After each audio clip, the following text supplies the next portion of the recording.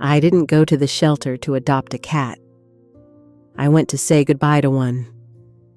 That's how the whole thing started, even if it didn't make much sense at the time. It was a gray, damp Tuesday afternoon in early November, the kind of chill that seeps into your bones and stays there. Outside, the wind rattled the thin branches of skeletal trees, and the city smelled faintly of wet asphalt and roasting chestnuts from a nearby street vendor. Inside the shelter, fluorescent lights hummed quietly overhead, flickering just enough to cast long, soft shadows across the rows of cages. I stood near the entrance, my coat still damp from the drizzle, clutching a crumpled tissue in one hand and a photo in the other. A picture of a small tabby cat named Charlie. He was supposed to be the reason I was there, to say goodbye, to close the chapter on a loss I wasn't ready to admit yet. Charlie had been my dad's cat.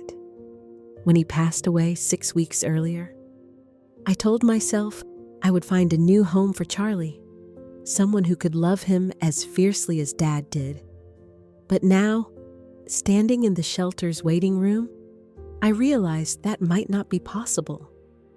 The scent inside the shelter was a strange mix of antiseptic and dry cat food, something sharp and oddly comforting. It reminded me of the nights I spent at my dad's house, where Charlie would sit on the windowsill, watching the rain fall outside like he was waiting for something. His green eyes held a calm, unreadable kind of wisdom, the kind that made you believe he understood more than you gave him credit for. A shelter volunteer approached, her smile tired but kind. "Are you here for Charlie?"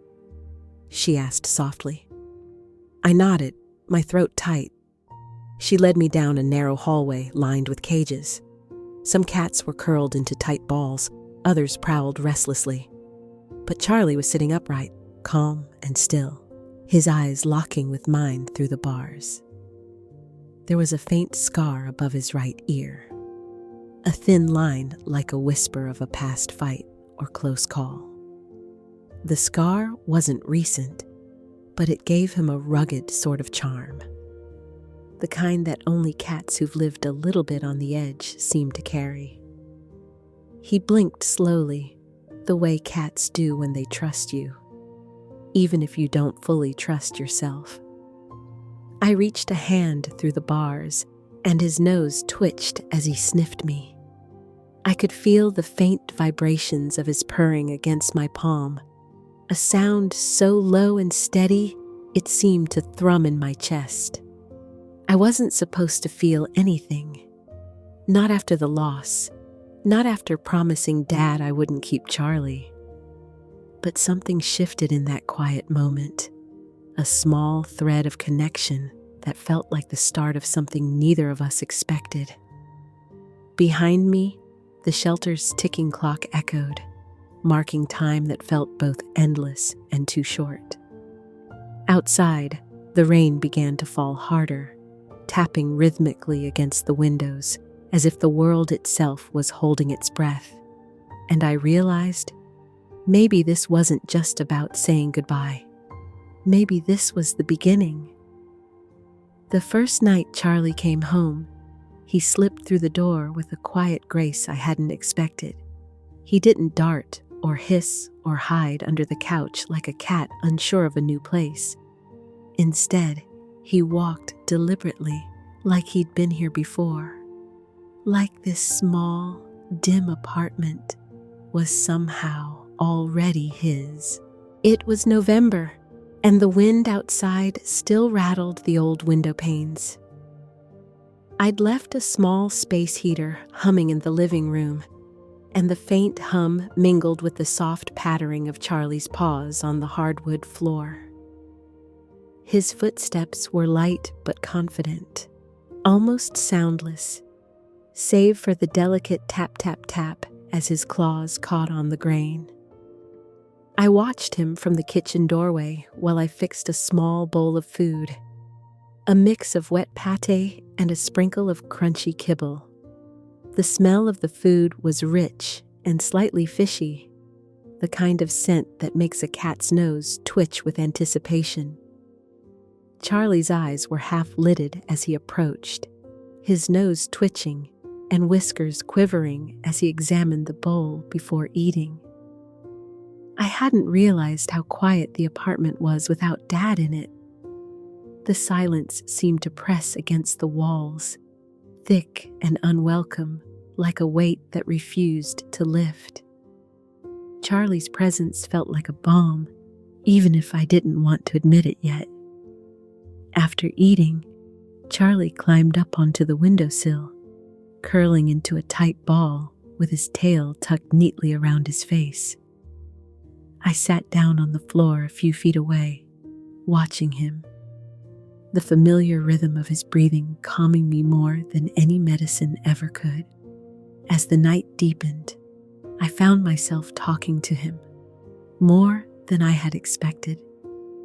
I told him about Dad, about the emptiness that crept into the apartment, about how I'd promised to find him a new home and then realized I couldn't. Charlie didn't respond, of course, but sometimes he blinked slowly at me, those calm green eyes reflecting the flickering candlelight I'd lit on the windowsill.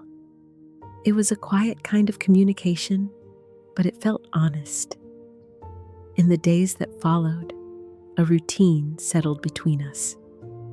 I learned the small details of Charlie's personality, not from grand gestures, but from the little moments, like how he hated having his paws touched, but loved when I scratched behind his ears just so, or how he'd watch the hallway with a cautious intensity, ears swiveling like satellite dishes whenever the apartment door creaked.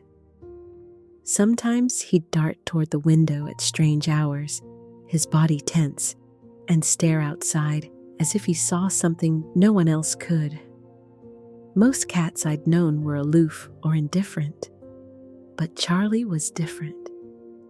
He had a certain patience, a quiet watchfulness that made me feel like he was waiting for something, or maybe watching out for me. One morning, I woke to find him sitting on my chest, his cool nose nudging my cheek. The room was filled with the soft glow of dawn, and outside, the wind had calmed. His fur smelled faintly of the rain from the night before, a clean, earthy scent that reminded me of the park near Dad's house. He stayed there for a long time, purring softly as I stirred awake, and in that moment, I realized just how deeply we were starting to depend on each other. It wasn't just that he was filling a physical space in the apartment. He was filling an emotional one, the gap Dad's absence had carved out, the loneliness I'd been trying to hide even from myself. There was a strange comfort in his company, even when the memories came rushing back. The way Dad's laugh used to fill the rooms, or the way he'd called Charlie by a nickname I never understood. Now, in the quiet moments, I could almost hear their echoes between the walls. One afternoon, I caught Charlie doing something that surprised me and made me laugh, something I hadn't done in weeks. I was sitting on the couch, wrapped in a threadbare blanket, scrolling through old photos on my phone. Charlie, restless as usual, jumped onto the coffee table, pawed at a stack of magazines, and then carefully knocked over a small ceramic cup. Instead of running away, he sat back on his haunches and watched it roll across the wooden floor like a kid playing with a new toy. When I looked down, I caught his eyes meeting mine, bright, mischievous, full of an unspoken challenge. "All right, you little troublemaker," I said, chuckling despite myself. He blinked slowly, then hopped down and trotted over to the window again, tail high like he owned the place. That day, I started to notice something else. Small, uncanny things Charlie did that didn't quite fit the usual patterns. Like the time he sat by the front door an hour before my delivery arrived.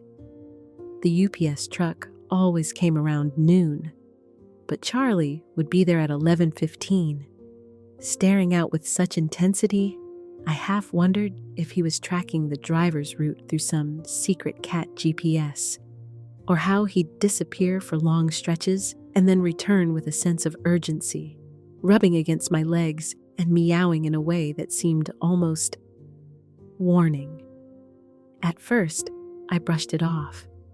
Cats were quirky, unpredictable creatures.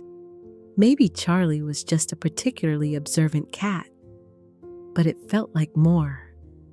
He seemed to know things, small things at first. He'd stare at the clock before it beeped or get restless just before a storm rolled in, his ears flattening and tail twitching like an antenna, picking up a signal I couldn't see.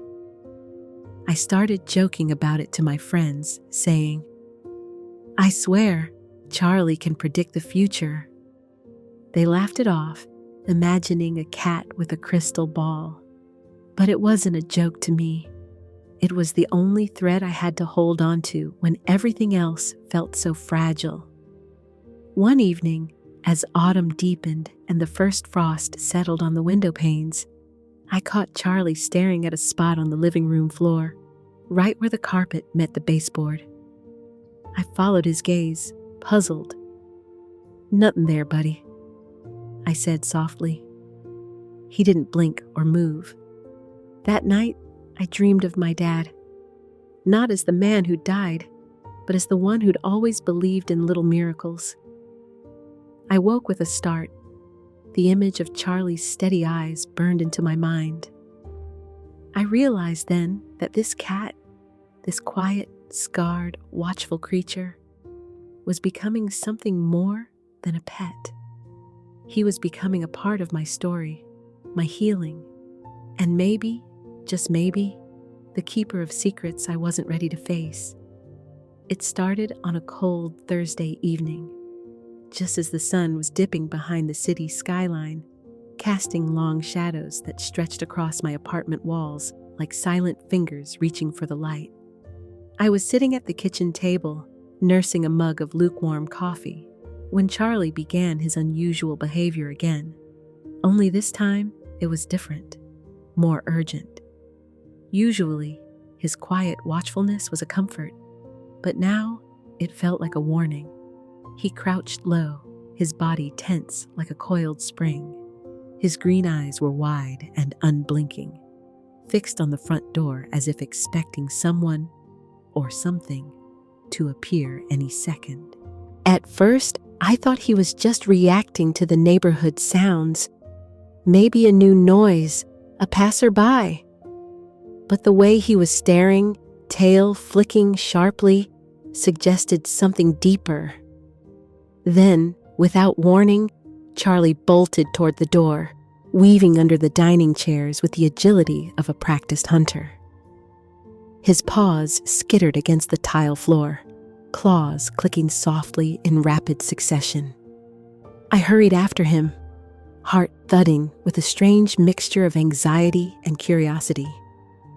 He stopped just before the door, his small body rigid as if bracing against an invisible force.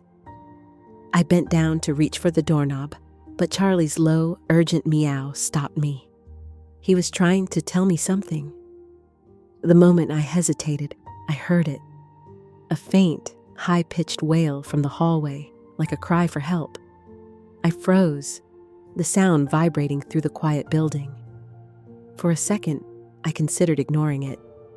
Maybe it was nothing. But Charlie's paw pressed against my leg, insistent, almost commanding. It felt as though he was pushing me toward a decision. A choice I didn't realize I needed to make until that moment. I grabbed my coat, the sharp chill of the November air slicing through the doorframe as I stepped outside with Charlie darting ahead. The corridor was dimly lit, the smell of damp concrete and old paint filling the air. The wail came again, louder now, echoing off the walls. I followed it to the stairwell, heart pounding. On the landing, I found an elderly woman, frail, shivering, clutching her arm, her face pale and drawn with pain. She looked up at me, eyes wide with fear. "I slipped," she whispered, voice trembling. "I can't get up." The shock of the moment hit me hard. Suddenly, everything I'd been avoiding, the loneliness, the fear, the helplessness, flooded back in waves.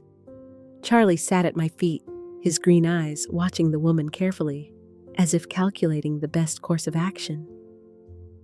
The woman's phone lay just out of reach on the floor.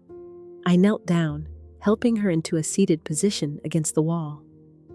As I dialed 911, Charlie brushed past the woman's legs, rubbing against her with surprising tenderness. His usual aloofness gave way to a quiet kind of care, a presence that seemed to ground her in the moment.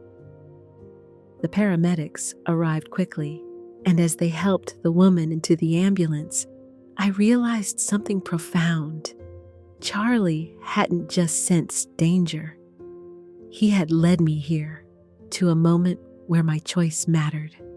The weeks that followed were a whirlwind. The woman, Mrs. McAllister, lived in the same building and had no close family nearby. After the fall, she was discharged to a rehabilitation center, but her situation was fragile. I found myself visiting her regularly, with Charlie sometimes trailing along. During those visits, I saw a side of Charlie that surprised me. He was gentle with Mrs. McAllister, allowing her to stroke his fur, curling up beside her bed like an old friend. The way he seemed to intuit her moods, comforting her with a soft purr or a light headbutt, was something I hadn't expected from a cat so quiet and reserved at home.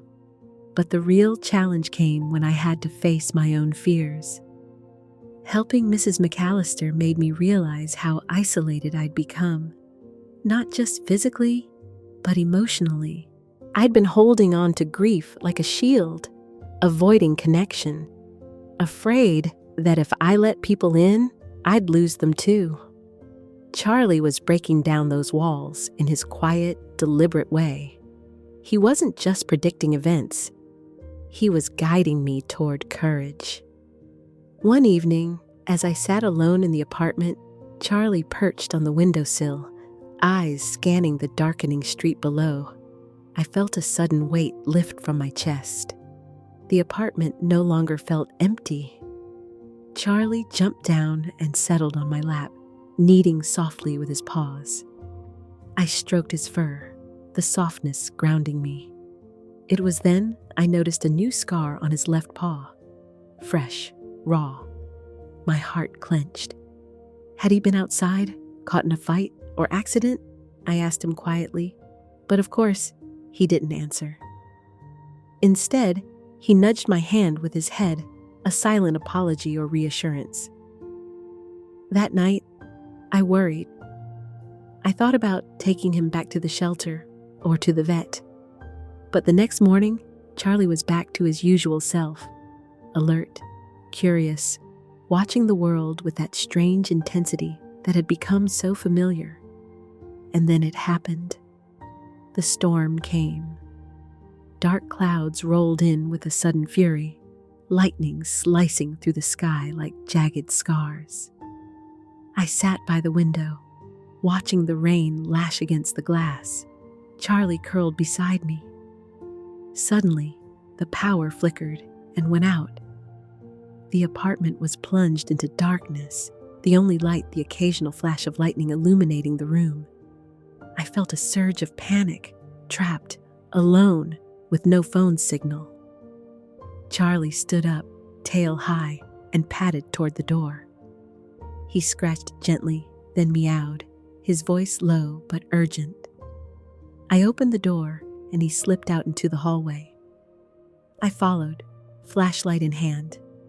Downstairs, the corridor was flooded with water from a burst pipe. The storm had caused damage somewhere in the building's plumbing. The water was rising fast. I was moments from stepping into a dangerous situation when Charlie darted ahead, weaving between the puddles, leading me toward the basement door. I hesitated. What if the structure was unstable? But Charlie's gaze held me steady. I took a deep breath and followed.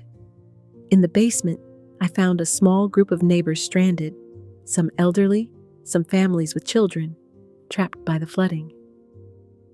Without hesitation, I called out, guiding them back upstairs one by one, with Charlie leading the way like a fearless captain. By the time the emergency crews arrived, the worst was over. Neighbors were safe, shaken but unharmed. As I closed the door behind me, dripping and exhausted, I realized that Charlie's quiet vigilance had saved the day. He had been more than a pet or companion. He had been a guardian. The months that followed were a mix of exhaustion and exhilaration. The shelter volunteers laughed when I told them about Charlie's sixth sense. Friends teased me gently, saying I'd given him superpowers, but I didn't care. Charlie had changed my life in ways I never expected. He'd pulled me from the brink of loneliness, taught me courage, and shown me that sometimes the smallest creatures carry the biggest hearts. And as I sat with him one quiet evening, watching the sunset paint the sky in soft oranges and purples, I knew one thing was true. Charlie's story wasn't over. Neither was mine. The weeks after the storm blurred together in a whirl of exhaustion, adrenaline, and quiet moments of reflection. The neighborhood slowly recovered. Broken pipes were fixed, flooded basements dried out, and life resumed a cautious normalcy. But something inside me had shifted irrevocably, and Charlie had become more than a companion.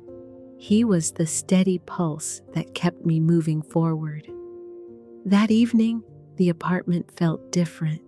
The sunlight, waning in late November, slanted through the window at a fragile angle, casting long shadows across the worn hardwood floor. Charlie lay curled on the armchair, his scarred ear twitching in time with the slow rhythm of his purring. I sat nearby, wrapped in an old knitted blanket Dad had made, the scent of his faded cologne lingering faintly in the fibers. My phone buzzed softly on the table. A text from Mrs. McAllister, the woman Charlie had led me to after her fall. She was back home now, slowly regaining her strength. The words she wrote were simple, but filled with warmth. Thank you for both of you. I looked down at Charlie, who met my gaze with those luminous green eyes. It was a look I'd come to recognize as understanding, a silent communion that felt deeper than any conversation. The memory of the storm's chaos came rushing back. The floodwaters, the trapped neighbors, the weight of responsibility I'd never asked for, but somehow accepted. Charlie's quiet bravery had been a lifeline, guiding me through fear and uncertainty. Yet it was more than bravery. It was a kind of knowing, a quiet insistence that I wasn't alone. The day had come when I finally allowed myself to think about what I'd been running from: the loss of Dad, the unbearable silence of the apartment, the way grief had wrapped around me like a shroud. Charlie had peeled back those layers slowly, his presence a constant reminder that life could still hold softness and maybe even hope. One evening, I found myself sitting on the windowsill next to him, watching the cold city lights flicker as night settled in. The streets below were slick with rain, and the scent of wet leaves drifted in through the cracked window. Charlie's ears twitched as he watched a lone figure pass by, a small boy holding his mother's hand. The boy looked up at the sky, awed by the faint shimmer of stars breaking through the clouds. I thought of Dad, how he used to take me outside on nights like this to look at constellations, telling me stories of heroes and legends written in the stars. Charlie stretched, his paws kneading the windowsill, then turned to me and gently nudged my hand with his head. In that quiet moment, something inside me broke open. Tears welled up, and I didn't stop them. I cried for Dad, for the silence, for the fear I'd carried for so long. But I also cried for this new beginning with Charlie. He climbed into my lap, curling tightly against me, a warm, living heartbeat. I whispered, "Thank you, buddy, for everything." The next morning brought with it an unexpected visitor, my sister, Emma. We hadn't spoken much since Dad passed. The grief had pulled us apart, tangled in unspoken guilt and fragile emotions neither of us knew how to navigate. Emma stepped inside, her eyes falling on Charlie immediately. "He's grown," she said softly, crouching down to scratch behind his ears. Charlie responded with a slow blink, the universal cat sign of trust. We sat together awkwardly at first, the years of distance filling the room like a thick fog. But Charlie, ever the silent diplomat, settled between us, bridging the gap with his quiet presence. "I'm sorry," Emma said finally, her voice barely above a whisper. "For not being here, for everything." I reached out, squeezing her hand. "Me too." We talked late into the afternoon, sharing memories of Dad, stories of Charlie, and the pain we'd both tried to carry alone. In a way I hadn't expected, Charlie was the reason we found our way back to each other. The next weeks were filled with small but profound changes. Emma stayed with me more often, and the apartment that once felt like a mausoleum began to feel like home again. Charlie followed us both, weaving in and out of our conversations, an anchor of comfort and stability. One night, as I lay in bed, I felt Charlie's weight on the pillow beside me. His breathing was steady, rhythmic, a quiet reassurance. I ran my fingers through his fur, noticing again the faint scar above his ear and the fresh mark on his paw, now healed. Those scars told stories of survival, resilience, the same qualities I was slowly reclaiming. Then came the moment I hadn't dared imagine. It was a quiet Sunday afternoon. The light was soft, filtering through the curtains like honey. Charlie sat by the window, his gaze fixed intently on the street below. I followed his eyes and saw it, a figure struggling with a bicycle, tangled in heavy bags and clearly off balance. Without thinking, I grabbed my coat and headed outside, Charlie trailing at my heels. As I reached the street, the figure turned. It was a young man, frustrated and flustered. "I'm sorry," he said breathlessly. "I lost control of the bike and, well, everything just got worse." Charlie approached the man, tail twitching, and rubbed against his leg. The young man smiled, bending down to pet him. "You have a good cat," he said. It struck me then, the way Charlie moved with intention, the quiet power he held. He wasn't just a pet. He was a bridge between worlds, the living and the lost, fear and hope. That afternoon, I realized the truth I'd been avoiding for so long. Charlie hadn't just saved lives in a moment of crisis.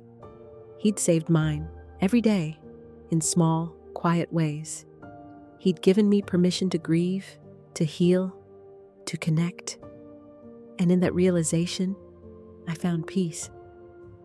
I knelt down beside Charlie on the sidewalk, holding his face gently between my hands. "You're my miracle," I said. He blinked slowly, the softest purr vibrating through him. Back inside, as night fell and the city lights blinked awake, I felt a deep, lasting connection, one that no words could fully capture. Charlie was more than a cat. He was a guardian of hope. And with him by my side, I finally believed that the future, whatever it held, was something to look forward to. The city outside my window was stirring awake. The first timid rays of dawn filtered through the thin curtains, casting pale stripes across the hardwood floor and lighting the familiar contours of the apartment that had become my refuge. And Charlie's kingdom. I sat quietly on the edge of the bed, Charlie stretched beside me, his fur glowing faintly in the gentle morning light. The usual sounds of early morning, distant sirens, the rustle of leaves outside, the soft hum of a neighbor's radio, mingled with the rhythmic beat of my own breathing. It had been almost a year since that cold November evening when Charlie had first led me into the hallway to find Mrs. McAllister. Since then, our lives had shifted and reshaped, like a slow tide, drawing out the debris of grief and fear, replacing it with something quieter, deeper. I often think about how Charlie came into my life at a moment when I was ready to give up hope.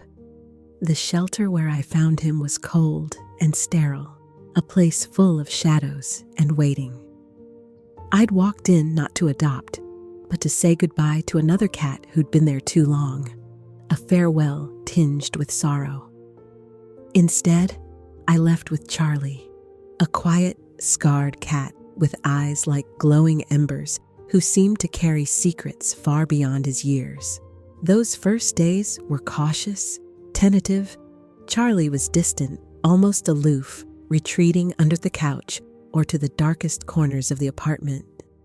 But slowly, one tiny paw at a time, he began to trust me. His soft kneading on my chest, the gentle headbutts in the morning, the way he'd chase stray sunbeams across the floor. Each small gesture etched into my heart like a promise. He wasn't just a cat. He was a companion on a journey I hadn't even realized I was taking. I learned to read the quiet language of his body, the twitch of a whisker, the subtle shift in tail, the way his ears flicked toward a sound only he could hear. Charlie showed me the beauty in stillness, the courage in vulnerability. Then there was the night of the flood, when his urgency led me to Mrs. McAllister, the elderly woman who had no one else to help her. Charlie's silent insistence was more than instinct. It was something almost mystical, a connection deeper than explanation. It shook me to my core. For months after, Charlie's unusual behaviors continued. A paw pressed on my leg as I hesitated, his fixed gaze at the window just moments before a storm hit. He became a beacon in the dark, a guide through the uncertainty of life. But it wasn't just about predicting events. It was about how he taught me to listen, not only to him, but to my own heart. To confront pain, to reach out for connection, and to embrace the fragile hope that clings to the edges of despair. Charlie helped me reconcile with my past, with my sister Emma, with the memory of Dad, with the loneliness I'd wrapped myself in like a cocoon. His presence gave me the courage to open my heart again. When Emma came back into my life, tentative but willing, Charlie was the bridge. I'll never forget the first time she sat beside me and he wove between us, purring softly as if to say, "We're family now." I realized that healing isn't a sudden fix. It's a series of small moments, stitches in the fabric of everyday life. And Charlie was the thread that held mine together. Sometimes I wonder about those scars on him. The one above his ear, the fresh one on his paw from before the storm. They tell stories of survival, battles fought and won in silence. I see in those scars a reflection of my own wounds and the resilience we both share. On days when grief threatens to resurface, when the silence feels too loud, Charlie is there, a living heartbeat reminding me that I am not alone. His soft purr, the warmth of his body pressed against mine, the quiet look of trust in his eyes, all of it is a balm. I've come to believe that animals like Charlie exist to teach us about the unseen, about hope that whispers, not shouts, about the strength and gentleness, the power in simply being present. Our bond is not about magic or fantasy.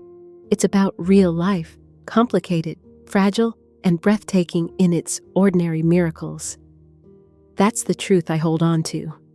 Charlie changed me. He saved me in ways I didn't know I needed saving, and he taught me to believe, not just in him, but in the future. That morning, I watched Charlie rise from his bed and stretch toward the window. His eyes caught the first sunbeam filtering in, bright and warm. He twitched his whiskers and padded quietly over to me. I reached out, fingers curling softly around his paw. His green eyes locked onto mine, wide and steady, full of something I can only describe as knowing. "Do you know?" I whispered, my voice trembling with the weight of unspoken questions. Charlie blinked slowly, the cat's way of saying, "I'm here. We'll face it together." I smiled through tears, feeling the deep peace of that moment. There was no need for words, because sometimes the most profound messages come from silent stares, gentle paws, and hearts that beat alongside ours. Steady, unyielding, and true. I leaned my forehead against his, feeling the soft rhythm of his breath.